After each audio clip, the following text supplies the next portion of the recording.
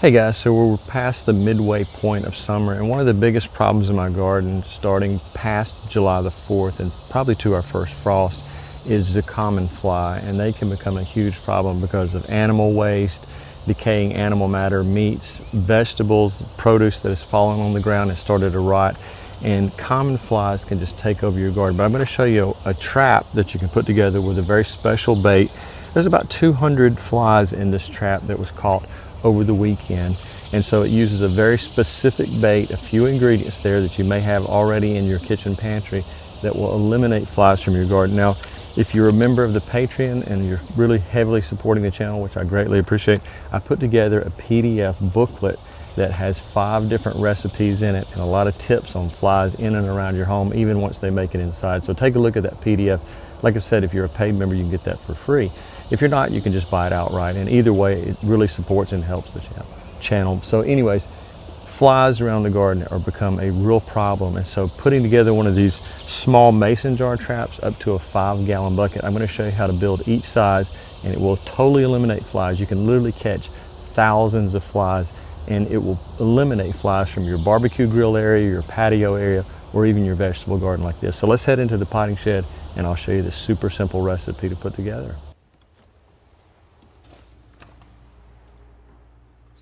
So guys, I'll give you a close-up of the flies there. I'll put this paper behind it so you can see it a little bit more easily, but this is what you can catch in just a couple of days, and especially if you have pets or livestock or anything like that, you can have a tremendous problem with flies. So just remember, even the smallest one of these traps will catch a tremendous number of flies, but I'm going to show you also how to make a massive fly catch that can catch thousands of flies in just a few days. Now, before we put our recipe together, I want to talk just a minute about the actual container that you're catching your flies in. Now, as I said, you can go up to a 5-gallon bucket size, and the most important thing, whether you're using the mason jar or up to a large bucket, you need to make sure this is at least 5 to 6 feet off the ground, hanging from a limb or something like that, away from your property, away from the barbecue grill, patio, or anything like this, because this will attract flies.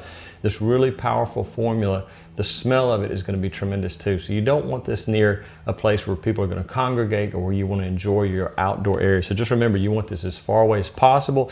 In the shade is preferable. And also remember, on a 5-gallon bucket, having one of these attached holders there is important. Or if you're just using a mason jar, you can tie a piece of garden twine like I used here. That's important as well. This one is only going to catch a limited amount, and since it doesn't have a cover on it, it's going to be more susceptible to heavy rains, which will dilute it, but it will still work just as well. But once it starts to fill from rain, you want to change out your formula and put a fresh batch in.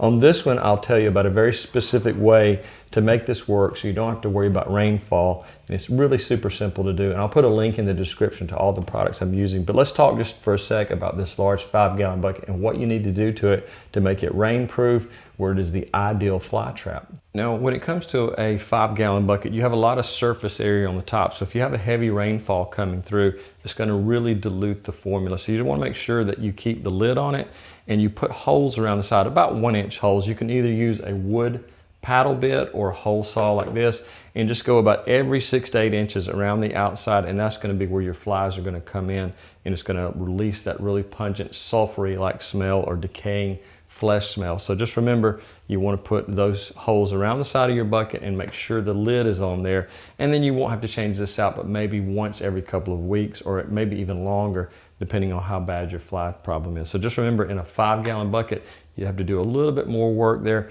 I'll put a link in the description to this really nice drill that I received as a gift, and also the bits that you can use, whether you're wanting to use a hole saw or the wood paddle bit. Now, whether you're using something like a 5-gallon bucket or a small mason jar like this, you want to basically have about 25% of the container filled with water. So we're going to start with some rain catch water.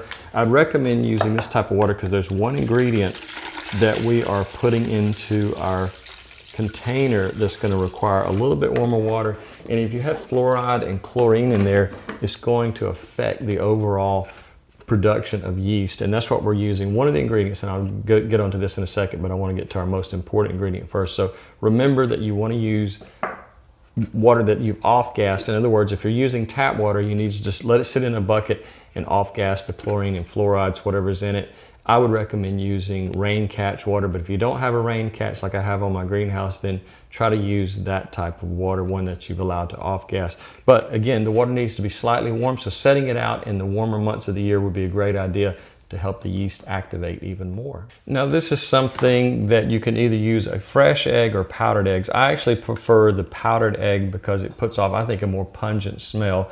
A couple of raw eggs that you can put into this mix will work just as fine. But if you want to buy this, I'll put a link in the description. You can get a smaller container, depending on how bad your fly problem is. Now, I had a friend who recommended using sticky fly paper. The only problem with that is you're going to be taking it off whatever you're putting it on again and again, whether you're wrapping it around a 5-gallon bucket or whatever.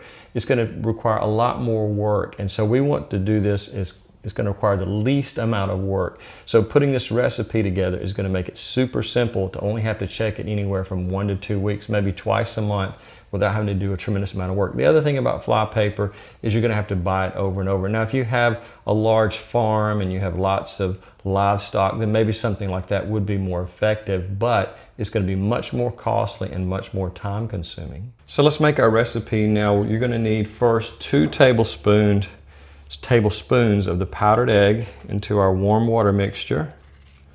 Just going to put that in there. I'm hoping I'm on camera because I can't see the back side of our camera here. The next thing you're going to use is 2 tablespoons of granulated sugar.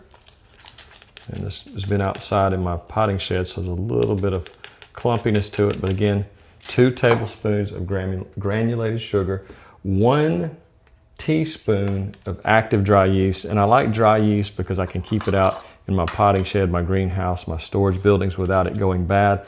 I think a liquid yeast would probably have a lot more problems, so I would recommend this dry yeast, and it's granulated, so it's really easy to use. Again, 1 teaspoon, which is about that much right there. And of course, we already have our warm water that is not tap water, it is rain catch water. You could buy a gallon of spring water or purified water at your local grocery store, but then that's going to add cost to it. So just remember that it could affect the yeast if you're using tap water that's highly chlorinated.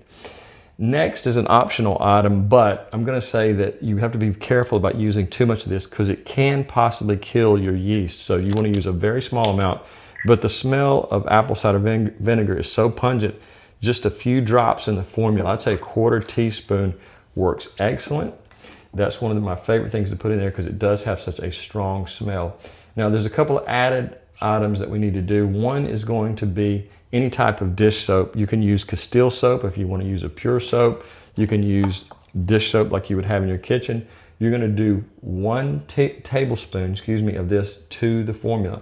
The reason we're doing this is to break the surface tension. So as the flies are coming in, they're attracted to our formula. This will break the surface tension on the water. If you've ever noticed a mosquito or a fly can actually land on water, stand there as if they're standing on a solid surface and then fly away. So we want to make sure we put something on the surface of the water, whether we're using our mason jar or our 5-gallon bucket, that once they touch the top of the water, they go in and drown. Now this last item that I'm talking about adding is totally optional, but it can definitely add to the odor that's going to be emitting out of your bucket or your mason jar, and that is fish fertilizer. And I often use this in a lot of other recipes around the garden. I'll put a link in the description if you want to use this. But this will absolutely attract flies very quickly. If you have flies anywhere on your property, this smell can go out literally dozens and dozens of yards or even hundreds of yards depending on the airflow around it. If you don't have any fish fertilizer, you can use something as simple as the liquid in a can of tuna. So you can eat the tuna and then use the liquid in your recipe. Probably 2 tablespoons in a large 5-gallon bucket. In your mason jar, you might go as small as maybe 1/4 teaspoon. This is the same, basically the same amount. You can use 2 tablespoons in your 5-gallon bucket or 1/4 teaspoon in your mason jar size. So anywhere in there you can adjust that based on whatever size container. And you can even use something like a gallon jug. So you're not limited to the 2 items I'm using today. You just have to use your imagination and whatever you're using. But you have to make sure, as in this mason jar, I've put in this kitchen funnel so the flies go in and it's much harder for them to get out. If they land on some dead flies or any matter that might be floating on the surface, this funnel makes it much harder for them to get out because they're kind of trapped there. You can tape it down or you can just let gravity hold it in place unless you have a lot of strong winds in your area. So that will help quite a bit, is the funnel. I'll put a link to some kitchen funnels in the description. So depending on what you're using. Again, the same thing could happen in a 5-gallon bucket. They could fly their way back out. So the smaller the holes, the better if you have a tremendous fly problem. But being so much more surface area in the 5-gallon bucket, less likely that they're going to land on something and get back out. But just remember, you're using 2 tablespoons in some, or excuse me, I believe it was one teaspoon, I believe. It's just a small amount in either recipe, but take a look at the recipe in the link in the description. It'll give you exactly how much, but you're going to use much less in something this size. You might use only 1 drop, and it's better not to use anything that's scented. Unscented is going to work better, because if scented product might kind of drive the flies away, they may not want to land in it if it's too strong. So an unscented soap is going to work better, and they're going to be more likely to go in there. Now, one more time, I wanted to talk about this booklet I've put together. This has 5 of my favorite recipes, so if you don't have one ingredient, you might look through the other 4. You may have something that you can use. This is going to also contain 25 tips for keeping flies away from your home and out of your home. So basically, take a look at the Patreon if you're already a member, and you can download this for free, and it will definitely make a difference for flies swarming around your home, in and around your patio areas, and in around your barbecue areas. So guys, I often get questions about things like honeybees and butterflies and birds. This will not attract those. This is going to only attract flies. I have found an occasional wasp, hornet, or red wasp, or paper wasp in the trap, but most of the time this direct recipe that I'm using is attracting mainly flies. So yes, some other predatory type insects could come in, but you don't have to worry about your honeybees. They're going to be pollinating flowers.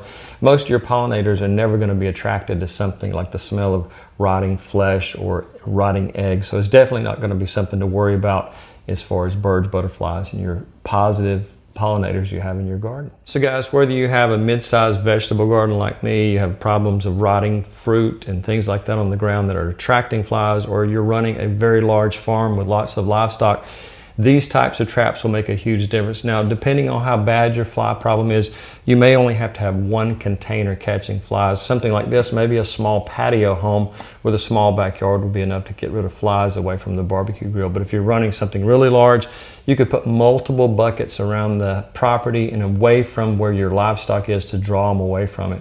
So just remember, it all depends on the size of property you have and what type of livestock, pets, and things like that you have around your property. And also it has a lot to do with the area as well.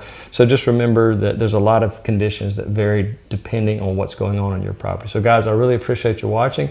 Again, if you really want to support the channel, please become a member of the Patreon. That means quite a deal to me, quite a big deal to me.